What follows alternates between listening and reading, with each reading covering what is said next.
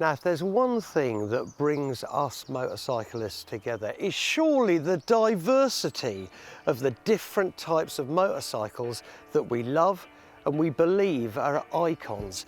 Now, I've got 6 programs to show you 6 what I think are icons.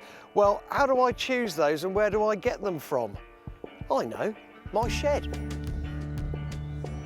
Today I'm going to be talking not so much about a bike, but about a whole brand. I'm going to start with my own humble example. Okay, so this is my Norton. To me, it's an icon because not only is the brand synonymous for me of everything British, but it's how it rides, okay? It's how it looks. It's what it stands for. This bike is a bitzer. It's got a bit of ES2, it's got a bit of Model 18, it's got Commando front forks. God knows what the tank's from, certainly not a Norton. But for me, it is the most beautiful motorcycle. And I'll tell you what, it rides like a dream.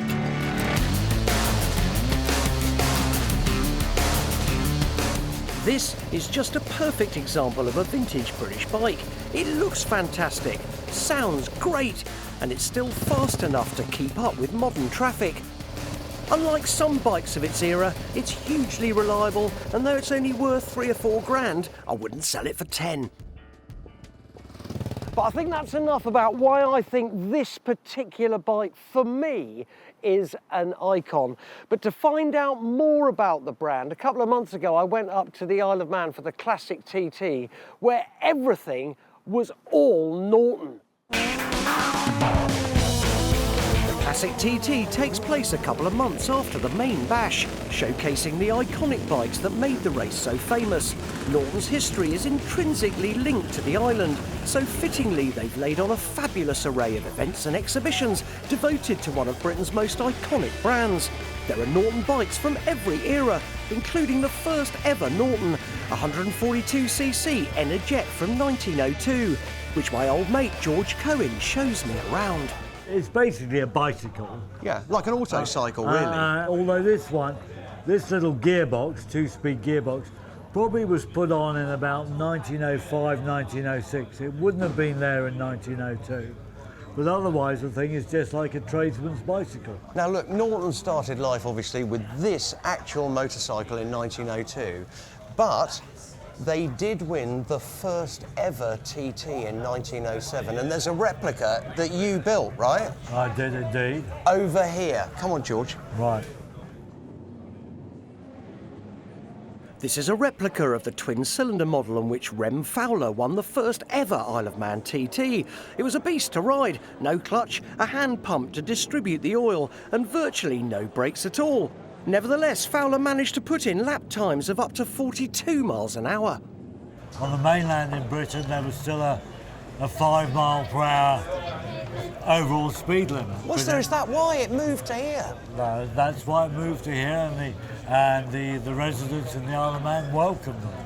So the first race was in 1907. Sorry, can I stop you? I've never understood why the Isle of Man racing came about, and it was because of the speed limit. The Isle of Man, as you know, Henry, has its own rules and regulations, its own government and Thank things. God, yeah. And on the mainland, you couldn't do it. It's great to hear from George about the classics, but there's a whole load more Nortons here of more recent vintage. The National Motorcycle Museum has a huge presence at the festival and are playing a central role in the Norton celebrations, as director James Hewing explains.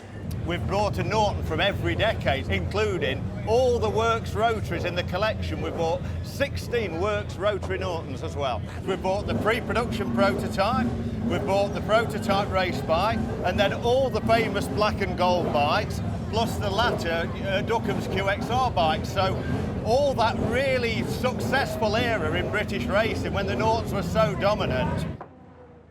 It's a fantastic display, but the museum hasn't just brought all these bikes up here just to be looked at. We've got a parade later on that's titled Norton the Rotary Years, and we've got people like Steve Plater, Jamie Whittam, Steve Parrish, John McGuinness, and some of the original riders like Ian Simpson and Trevor Nation riding the bikes in a rotary-only parade. Can't believe you didn't ask me to get involved. I'm sorry, mate. We didn't have a spare seat. I'm sorry. They just worried that one wouldn't come back. Yeah. I'll get down the bottom of Bray Hill and do something wrong. I know it. Yeah. I mean, that's what everybody said. So we just didn't include you. But... Obviously, it's not going to be the same without me. But what do the lesser figures who are going to ride today think about the event? John McGuinness is going to be on the white Charger, the Norton that Steve Hislop rode to victory in the 1992 TT. Do you ever get that feeling? I mean, obviously you do a lot of this parading and that kind of stuff, but, you know, you're riding an iconic bike. That's just such a huge privilege. I mean, you know, for you, do you feel that as you're riding these bikes? Yeah, absolutely. It's going to be pretty emotional for me. I mean, when I grew up, you know, these guys were heroes of mine. You know, I didn't do my first TT till '96, and Steve Hislop retired in '94 from the TT, but... you know, I watched the race. I'm a bit of an anorak myself, you know. I watched all the videos, and when I was growing up, these were the guys that I looked up to. One of those great racers, from in this case the ancient past, is my great mate, Steve Parrish. It's great, and I'm really pleased and very proud to be able to go out on one of these great motorcycles. But you know, over the years I've hated them. The main reason, when I was running my own team, I had the Loctite Yamaha team up against the bike I'm going to be riding today, Steve's Spray. Yeah. And we got to the fast circuits, and it used to go past my Yamahas like they were standing still, 20 mile an hour faster at least. And my riders had come in, bitching and moaning that our bikes are slow.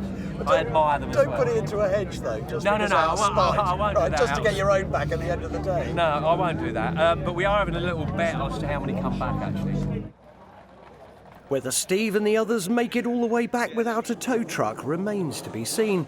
But the parade is just starting, and the sight, the smell, and the glorious sound is just magical.